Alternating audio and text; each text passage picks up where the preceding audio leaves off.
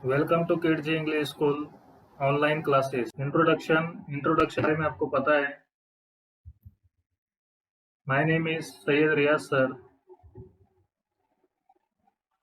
आज हम Marathi chapter number 1 Marathi का जो पहला लेसन है वो देखेंगे।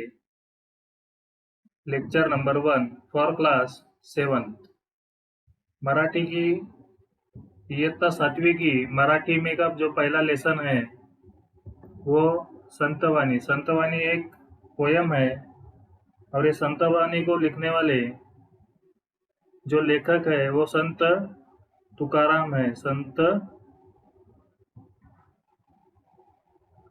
तुकाराम, इन्होंने ये संतवाणी अपने हाथों से अपने जबान से लिखी हुई है और अच्छी तरह से गाई हुई है।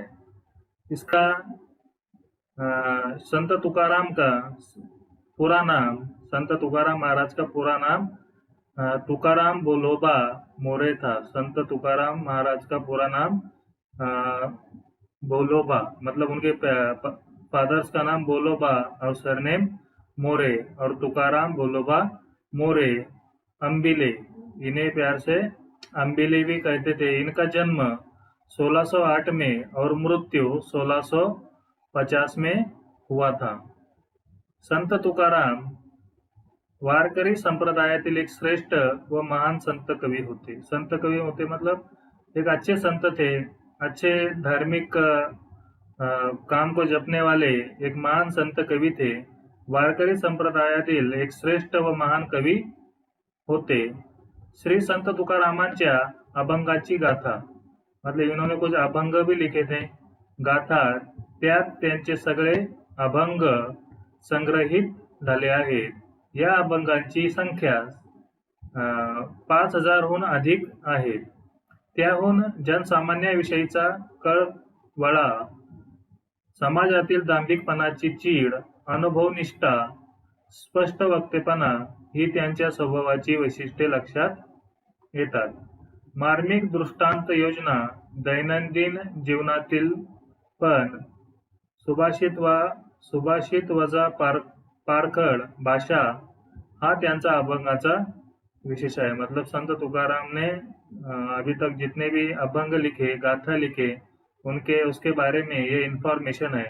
संत तुकाराम बोलोबा मोरे, इनका जन्म 1608 में और इनका मृत्यु 1650 में हुआ था। आपको क्वेश्चन आएगा एग्जाम में, संत तुकाराम का जन्म कब हुआ था और मृत्यु कब हुई थी, ये आपने क्वेश्चन का आंसर ध्यान में रखना है।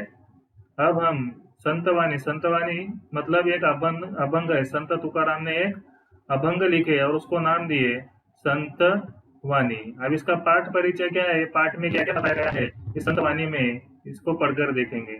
महाराष्ट्र ही संतांची भूमि, मतलब हम जो जहाँ रहते हैं वो क्या है, वो कहाँ पर है, कौन से राज्य में रहते हैं, महाराष्ट्र। महाराष्ट्र ये संतांची भूमि है।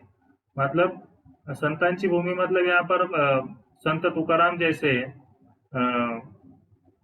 संत, मतलब हम जैसे कैसे पैगंबर, संत तुकारामांची भूमि मतलब ये पैगंबरों की जमीन है। संत तुकाराम, महाराष्ट्र ही संतांची भूमी आहे। ज्ञानदेव हे वारकरी पंथातील श्रेष्ठ संत कवी, मतलब ये ज्ञानदेव वारकरी पंथातील श्रेष्ठ संत कवी होते। कवी मतलब जो पोयम लिखता है उसे कवी कहते हैं। त्यांनी रचलेला पाया कळसापर्यंत नेण्याचे कार्य मतलब काम अनेक संतांनी केले। मतलब जो अच्छे धर्म का, अच्छे बातों का प्रसार करने का काम अनेक संतों ने किया, पर कळस मात्र संत तुकाराम झाले। मतलब कळस मात्र संत तुकाराम झाले मतलब जिन्होंने, मतलब हमें पर्वत पर चढ़ना पड़ता है तो पर्वत की चोटी पर जाना पड़ता है, वैसी पर्वत की चोटी कौन बना, संत तुकाराम बने। भक्ति शिवाय सगळे व्यर्थ आहे, भक्ति शिवाय सगळे व्यर्थ है। प्रार्थना के सिवा सब अच्छा नहीं है, प्रार्थना करना जरूरी है, भगवान को याद करना जरूरी है, व्यर्थ है। हा संदेश मतलब मैसेज, संतवाणीतून मिळतो. मतलब भक्तीशिवाय सगळे व्यर्थ है, ये संदेश हमें संतवाणी ये अभंग में से मिला हुआ है। अब संत तुकाराम ने जो अभंग लिखे, जो पोयम लिखे, आज उसे हम रीड करेंगे, समझेंगे। ये तो आज हम सुंदर ते ध्यान उभे विटे वरी, सुंदर ते ध्यान उभे विटेवरी मतलब सुंदर ध्यान कर कर कवि संत तुकाराम कहाँ पर खड़े हैं? विटेवरी, वीट पर खड़े हुए। सुंदर ते ध्यान उभे विटेवरी मतलब हमें कुछ भी प्रार्थना करना पड़ती है भगवान से, जो भी मांगना पड़ता है वो हमें सुंदर ध्यान से मतलब शांत मन से मांगना चाहिए, ऐसा संत तुकाराम कह रहे हैं। नेक्स्ट, तुलसी हार गला कासे पीताम्बर, उनके गले में क्या है? तुलसी हार है। पीताम्बर, तुलसी हार गला कासे पीताम्बर, आवड़े निरंतर तेची ध्यान मतलब संत तुकाराम के गले में तुलसी हार गळा कासे पीतांबर, संत तुकारामच्या गळ्यावर पीतांबर धारण केलेले आहे, ठीक है ना। और उनका रूप बार बार याद आने जैसा है, आवडे निरंतर त्याची ध्यान। मकर कुंडले तळपती श्रवणी, मकर कुंडले तळपती श्रवणी मतलब उनके कानों में कर्म कुंडले मतलब वो कान में के जो साधन होता है वो उन्होंने पहना हुआ है। कंठी कौस्तुभ मणि विराजित, कंठी कौस्तुभ मणि विराजित, कौस्तुभ मणि अपने कान में उन्होंने विराजित पहने हुए है। तुका म्हणे माझी हेच सर्व सुख, पाहिन श्रीमुख अडविने, हे ध्यानच माझे सर्व सुख आहे, हे रूपाचे सतत पाहिन मी। मतलब तुकाराम संत तुकाराम क्या कह रहे हैं?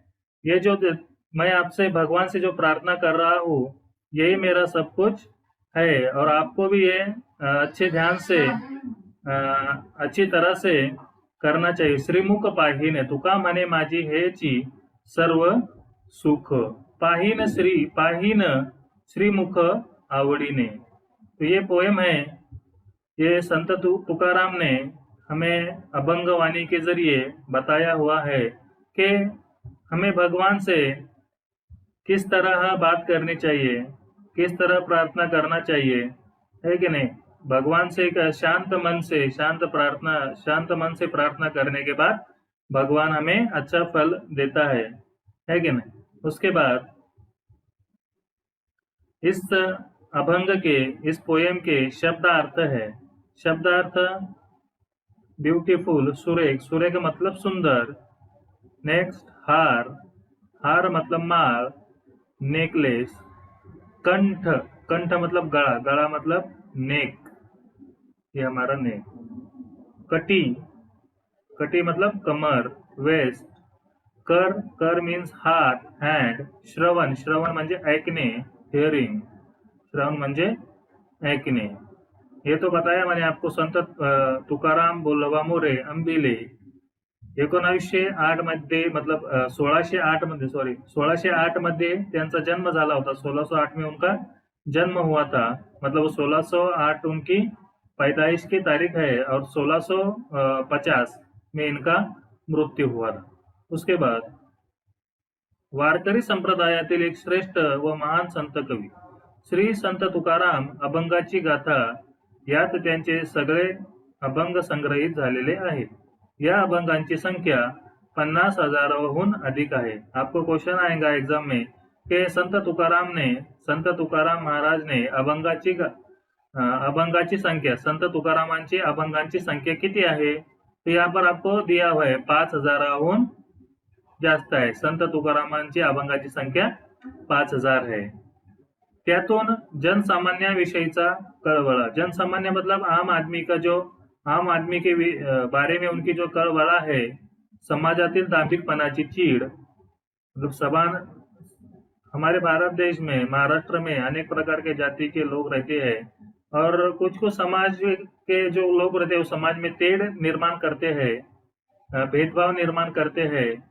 तो इसके लिए संत तुकाराम ने, मतलब उनको अच्छा नहीं लगता था कि मेरे भारत के देश लोग, मराठवाड़े के, महाराष्ट्र के जितने भी लोग हैं वो सब एक मिलकर एक मातृभूमि पर रहते हैं तब भी भेदभाव करते हैं। तो ये ऐसा करना उन्हें अच्छा नहीं लगता था।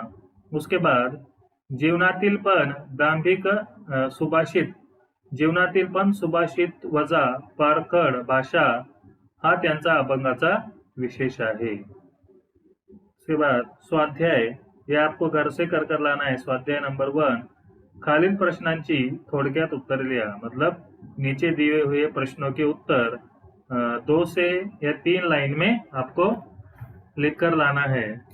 संत तुकारामांनी विठ्ठलाचे वर्णन कसे केले आहे, मतलब संत तुकाराम महाराजांनी, संत तुकारामांनी विठ्ठलाचे वर्णन, मतलब विठ्ठल कैसा है, विठ्ठल ने क्या क्या पहना है, कान में क्या है, वह कैसा बैठे है, सुंदर ध्यान, सुंदर ते ध्यान उभे विटेवरी, मतलब सुंदर ते ध्यान मतलब शांत मन से विठ्ठल कहाँ खड़ा है, विट पर खड़ा है।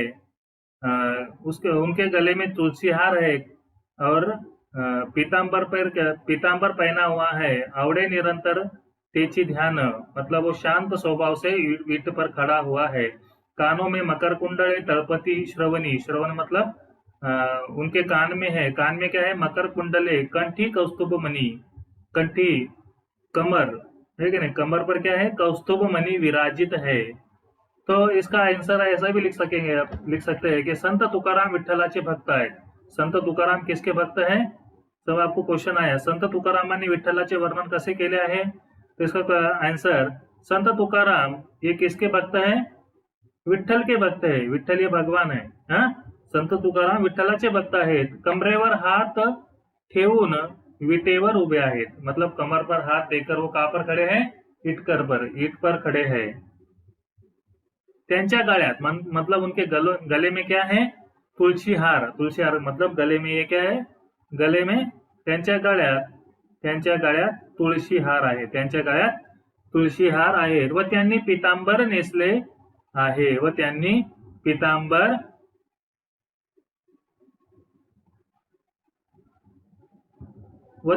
पितांबर नेसले आहे। त्यांच्या कानात कुंडले तळपत, उनके कान में क्या है, कुंडले है, मतलब कानों में का जो भी साधन होता है उन्होंने संतवाणी के टाइम में वो पहना हुआ है। गळ्यात कौस्तुभ मणि आहेत, गळ्यात कौस्तुभ मणि आहेत, उनके कानों में, गले में कौस्तुभ मणि आहे। कौस्तुभ मणि की जो माला होती है, जैसे हम माला जपते हैं, वैसी ही संत तुकाराम ने विठ्ठल के भक्त होने की वजह से गले में, कान में वह जैसा मतलब वेश परिधान करते थे वैसा ही उन्होंने वेश परिधान किया हुआ है। कानात कुंडले तळपत व गळ्यात कौस्तुभ मणि विराजित आहे, असे विठ्ठलाचे मोहक रूप संत तुकारामांना आवडते। अब क्वेश्चन है, क्या क्वेश्चन है, संत तुकारामांनी विठ्ठलाचे वर्णन कसे केले आहेत। यहाँ पर मुझे आंसर लिखने के लिए प्लेस नहीं है, मैं जो समझा रहा वो ध्यान में रखिए कि संत तुकारामांनी विठ्ठलाचे वर्णन कसे केले, मतलब विठ्ठल क्या है, भगवान है। हा? संत तुकाराम, ये संत तुकाराम ने उनके बारे में बताया हुआ है कि उन्होंने क्या क्या पहना है, क्या मतलब उसके वर्णन किया है, मतलब संत तुकारामांनी विठ्ठलाचे वर्णन कसे केले आहे। तो संत तुकाराम ने विठ्ठल के बारे में क्या बताया कि संत तुकाराम कमरेवर हात ठेवून उभे आहेत और त्यांच्या गळ्यात तुळशी हार आहेत व त्यांनी पितांबर नेसले आहे, त्यांच्या कानात कुंडले आहेत, कौस्तुभ मणि विराजित आहे, असे संत तुकारामांनी विठ्ठलाचे वर्णन केलेले आहे। नेक्स्ट क्वेश्चन, विठ्ठलाचे दर्शन घेतात संत तुकारामांना कसे वाटते, मतलब दर्शन मतलब विठ्ठलाचे दर्शन घेताना विठ्ठलाचे दर्शन घेता संत तुकारामांना कसे वाटते, मतलब विठ्ठल के दर्शन लेने के बाद संत तुकाराम को कैसा लगता है। तो संत तुकारामांना विठ्ठलाचे रूप आवडतात, मतलब संत तुकाराम जो है, संत तुकाराम इनको किसका रूप अच्छा लगता है, विठ्ठल का रूप, विठ्ठल भगवान का रूप अच्छा लगता है।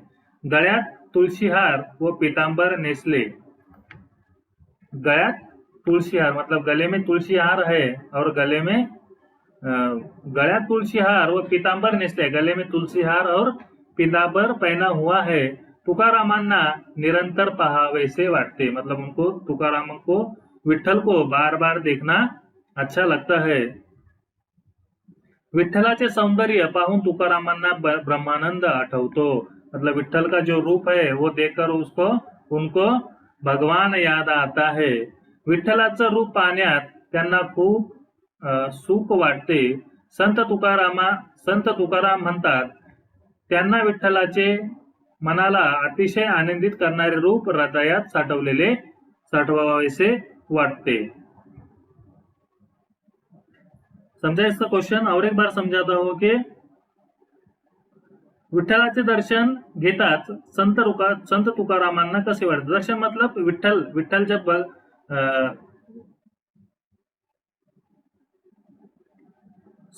विठ्ठलाचे दर्शन घेता, जब संत तुकाराम विठ्ठल से जब मिलते हैं तो उन्हें कैसा लगता है। संत तुकारामांना विठ्ठलाचे रूप, मतलब जो संत तुकाराम को विठ्ठल का रूप कैसा लगता है, बहुत अच्छा लगता है। मतलब उन्हें कानों में तुलसीहार पहना हुआ है, पीतांबर है, कानों में मकर कुंडले है, कौस्तुभ मणि विराजित है कि नहीं। तो संत तुकारामांना विठ्ठलाचे रूप खूप आवडते। सगळ्या गळ्यात तुळशीहार व पीतांबर नेसलेले रूप तुकारामांना निरंतर पाहावेसे वाटते। विठ्ठलाचे सौंदर्य पाहून तुकारामांना ब्रह्मानंद वाटतो। विठ्ठलाचे रूप पाहण्यात त्यांना सुख वाटते। संत तुकाराम म्हणतात, त्यांना विठ्ठलाचे मनाला अतिशय आनंदित करणारे रूप हृदयात साठवावेसे वाटते। ये कोई 2 क्वेश्चन का आंसर मैंने आपको बताया, ध्यान से सुनना है और आपको नोटबुक में लिखना है। ये दो क्वेश्चन के आंसर आपको नोटबुक में लिखना है। आपको बताया मैंने ओरली, आपको ये नोटबुक में लिखना है, राइटिंग करना है। उसके बाद कवितेच्या ओळी पूर्ण करा, मतलब यहाँ पर जो पोयम है उसकी जो लाइन है ये पूरा करना है। यहाँ पर तुका डैश डैश डैश आवडीने तुलसीहार, यहाँ पर dash fill in the blank है, इसको पूरा करना है। अब तुका म्हणे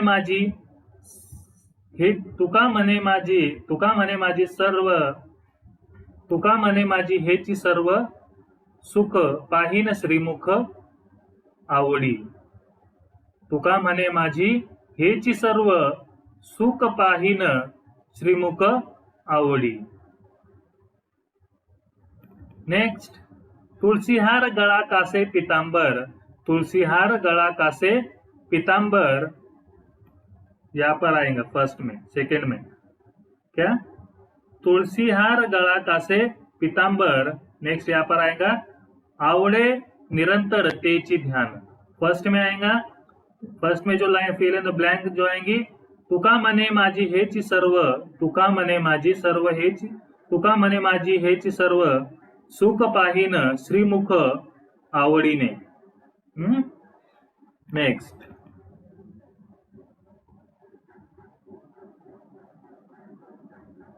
खालील कवितेचा भावार्थ, मतलब ये पोयम का ये जो लाइन दिए हुए यहाँ पर 1 और 2, इनका मतलब इनका अर्थ यहाँ पर लिखना है। मकर कुंडळे तळपती श्रवणी कंठी कौस्तुभमणि विराजित। अब यहाँ पर क्या लिखना है, मैं पढ़ रहा हूं, देखिए। विठ्ठलाच्या कानात मकर कुंडले तळपत आहे। क्या लिखना है यहाँ पर अर्थ, विठ्ठलाच्या कानात मकर कुंडले तळपत आहे आणि गळ्यात कौस्तुभमणी विराजित आहे। मतलब ये जो दो सेंटेन्स का मतलब है, विठ्ठलाच्या कानात मकर कुंडळे तळपत आहे, हा, आणि गळ्यात कौस्तुभमणी विराजित आहे.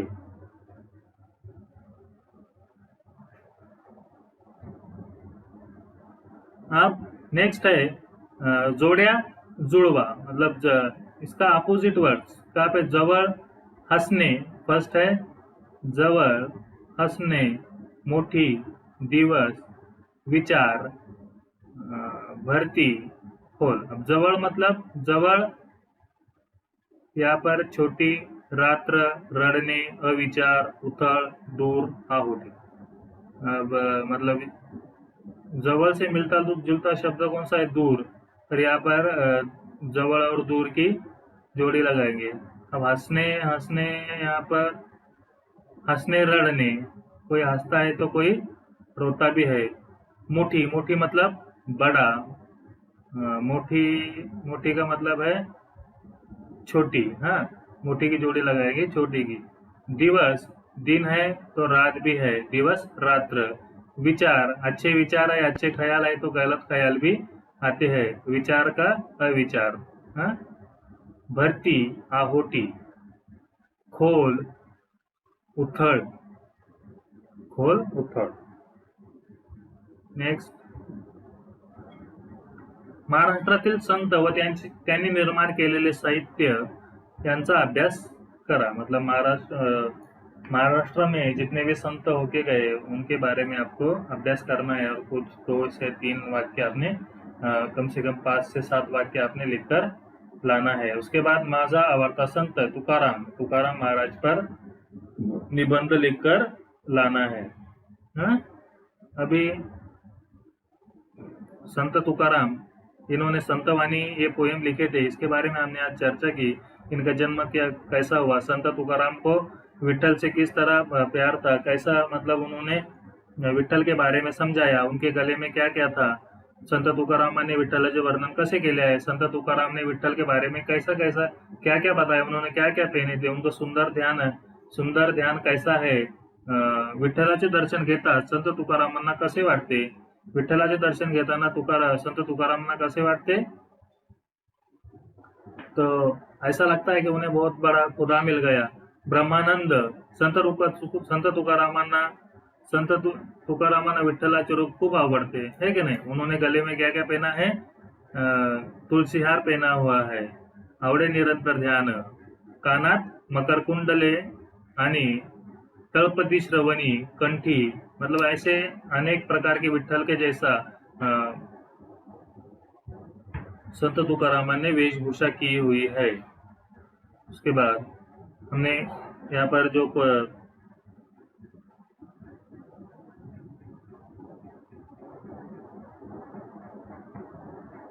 खालील प्रश्न थोड़के उत्तर लिया, इसके आंसर आपको नोटबुक में लिखकर लाना है.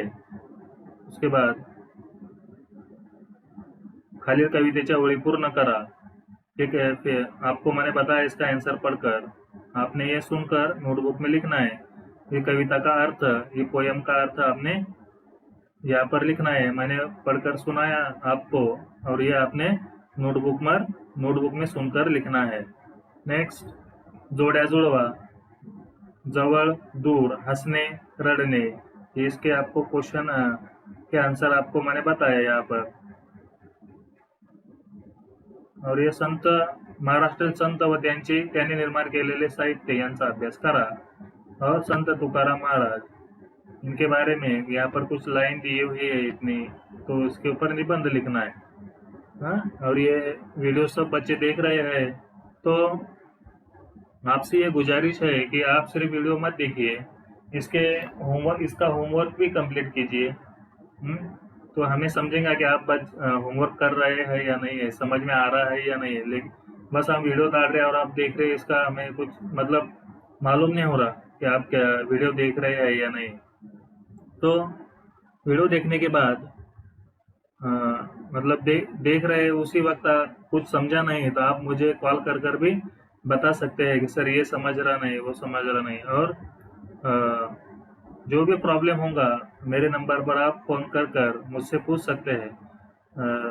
ठीक है, thank you and see you in the next lecture.